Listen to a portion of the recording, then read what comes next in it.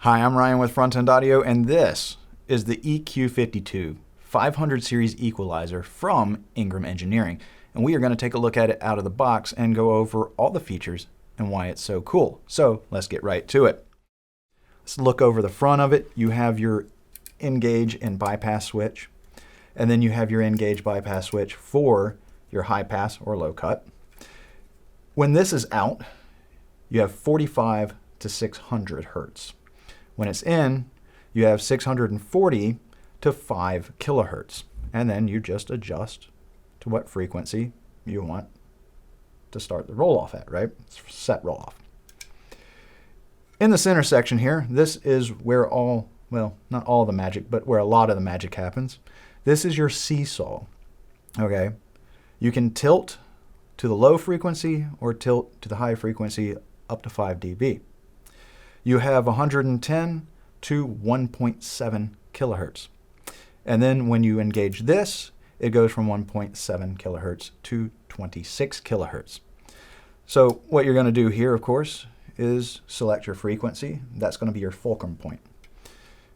If you need to adjust it higher or set it in the lower bands. And then if you tilt to the high end, it's going to reduce your lows and bring up your highs, like a seesaw. Or if you tilt to the low end, it's going to reduce your highs and bring up your lows. So you can emphasize the frequency range that is most important to the sound source. It's really cool. And then down here, you have a low pass or high cut. And that goes from 200 kilohertz all the way down to 2.7 kilohertz. Now, everything in this EQ is very important.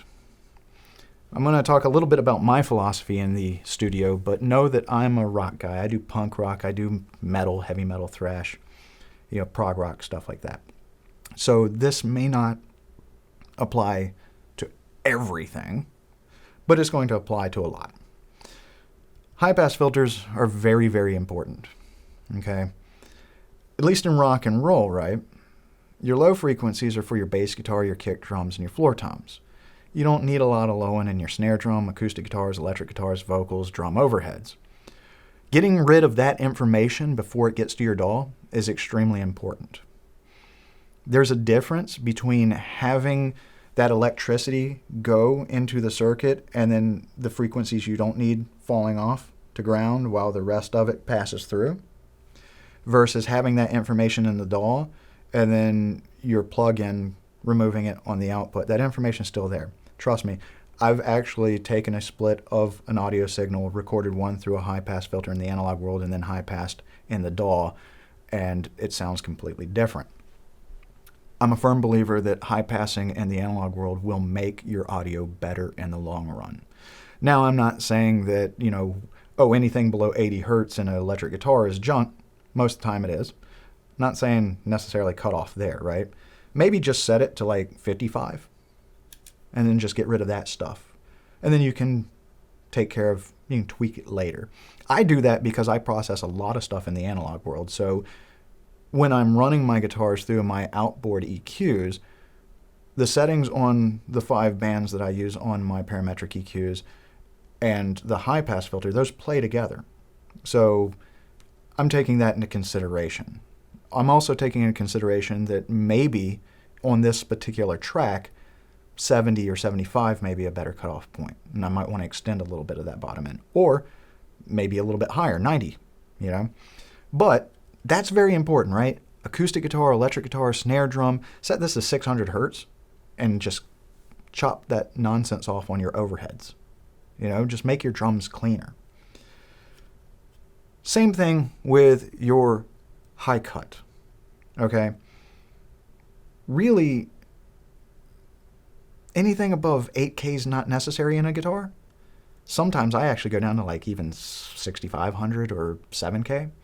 So, rolling off that top end that's not needed. Same thing with a kick drum. Really anything above 10K is not necessary. Snare drum, anything above 15 is not really necessary. So open that up for like your reverb tells on your vocals. Open that up for your cymbals in your room on your drums, right? Drum overheads really love that top end, the cymbals and the snap of all the drum, all that clarity comes there. So it's really about cleaning things up on the way in. Of course, you can also use this for mixing, right? You can run a total mix. I honestly think you should have like 2 of these, because running drum bus or mix bus through these, guitar bus, vocal, any type of buses would be amazing. If you do a lot of drums, having 4 of these, 1 for kick, 1 for snare, 2 for overheads, these are not expensive for what you're getting quality-wise and performance-wise. So having a few of these is definitely advantageous. So again, it's about getting rid of nonsense that you don't need and cleaning and tightening things up. Being able to get rid of the low end that you just don't need in certain instruments and opening that area up for the instruments that do need it. And then same thing with your top end, and then emphasizing, where you need the focus, right? Maybe a electric guitar needs just a little bit more crunch to it, or maybe an acoustic guitar needs a little more air to it. Maybe a snare needs a little more heft, There's just a lot that this can do. And with this EQ, a little goes a long way. And you're going to be able to check that out in our demo video. I'm going to have a demo video where I take this unit and I run electric guitars through it. And we're going to go to the extremes on all the settings. And then we're going to find the optimal setting to enhance that sound source, that guitar track. We're also going to have a stereo demo come a little later where we're going to take drum bus and mix bus through this and show that off. So you're going to want to check those videos out. There will be links either up here or in the description below. But for now, this is the EQ52 from Ingram Engineering. For more information on it and for all your pro audio needs, please do check us out on the web at www.frontendaudio.com. Thank you.